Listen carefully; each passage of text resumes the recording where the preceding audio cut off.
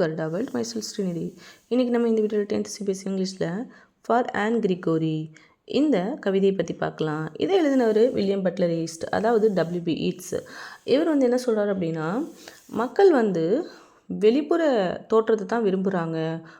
அதாவது உள்புற, அதாவது மனிதனுடைய உள்ளார்ந்த குணாதிசயங்களை அவங்க விரும்புறதில்ல. அதை விரும்புறது கடவுளுக்கே சாத்தியமானது அப்படின்னு சொல்கிறாரு. இவர் ஒரு பொண்ணு, அதாவது ஆன் கிரிகோரி அப்படிங்கிற பொண்ணுக்கிட்ட பேசுகிற மாதிரி இவர் இந்த கவிதையை எழுதியிருக்காரு. அதாவது ஆன் கிரிகோரிட்ட இவர் எப்படி பேசுகிறார் அப்படின்னா, உலகம் அப்படிங்கிறது வெளிப்புற அழகை மட்டும்தான் பார்த்து காதலிக்கும். அதாவது அது அதாவது உள்ளார்ந்த விஷயங்களை கவனிக்காது அப்படிங்கிற மாதிரி அவகிட்ட சொல்கிறாரு.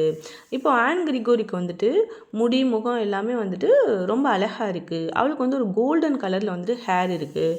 அப்போது ஆனால் இந்த ஆன் கிரிகோரி என்ன நினைக்கிறா அப்படின்னா, என்ன சொல்கிறா அப்படின்னா, நான் அழகே இல்லாமல், அதாவது என் முடி கோல்டு கலரில் இல்லாமல் ஒரு ஒயிட் கலரில் இருந்தால் கூட மக்கள் அதாவது என்னை காதலிப்பாங்க.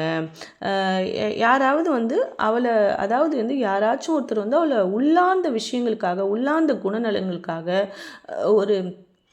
அவளை ஒரு நல்ல ஒரு பர்சனாக, அதாவது உள்ளார்ந்த விஷயங்களுக்காக அவளை ஒரு பர்சனாக ஒருத்தவங்க காதலிப்பாங்க அப்படின்னு சொல்லிட்டு அவர் நம்புகிறா. ஆனால் உள்புற குணநலன்களை வச்சு மட்டுமே மனிதர்களை விரும்புறதில்ல அப்படின்னு சொல்லிட்டு இந்த கவிஞர் சொல்கிறாரு. அதாவது மனுஷங்க எப்போவுமே வெளிப்புற தோற்றத்தை தான் பார்க்குறாங்க. இந்த உட்புற தோற்றம், குணாதிசயங்களை விரும்புறது, இது எல்லாமே கடவுளுடைய நிலை. கடவுளுக்கே மட்டும் அது சாத்தியம். அப்படிப்பட்ட ஒருத்தரால் தான் அதை செய்ய முடியும் அப்படின்ற மாதிரி அவர் சொல்கிறாரு. வெளிப்புற அழகு அப்படிங்கிறது ஒரு தற்காலிகமானது தான். அதாவது பெரிஷபிள், அது எப்போ வேணாலும் அழிஞ்சு போயிடும்.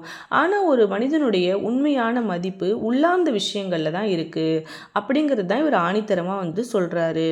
மனுஷங்க எப்போவுமே வெளிப்புற அழகை தான் பார்க்குறாங்க. கடவுள் மட்டும்தான் ஒரு மனுஷனுடைய உட்புறத்தையும் நோட்கிறாரு. அதாவது உட்புற அழகை, அதாவது ஒரு மனிதனுடைய அழகான எண்ணங்களை அவர் பார்க்குறாரு அப்படின்னு சொல்லி சொல்கிறாரு. இதில் என்ன அப்படின்னா ஆன் கிரிகோரி எப்படி நம்புறா அப்படின்னா, யாராச்சும் அவளை காதலிப்பாங்க. அவளுடைய உள்புற, அதாவது குணாதிசயங்களுக்காக, அவளுடைய நற்பண்புகளுக்காக அப்படின்னு சொல்லிட்டு அவள் நம்புறா. ஆனால் கடவுள் மட்டும்தான் உட்புற அழகை நேசிக்கக்கூடியவர் அப்படின்னு சொல்லிட்டு கவிஞர் சொல்கிறாரு.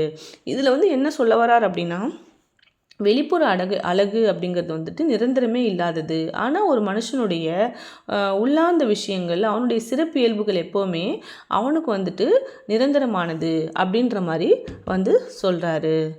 தேங்க்யூ.